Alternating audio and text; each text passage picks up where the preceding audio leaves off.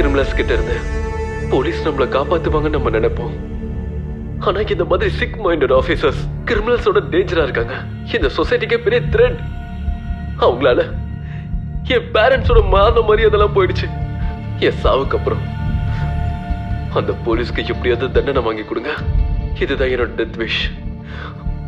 அவங்களால பாதிக்கப்பட்ட கடைசி பையன் நானாவே இருந்துக்கிறேன். I miss you friend. I miss you dad. இவன் சாவுக்கு பின்னாடி எவனோ ஒருத்தன் கண்டிப்பா இருக்கான். அவ யாரு? ஓ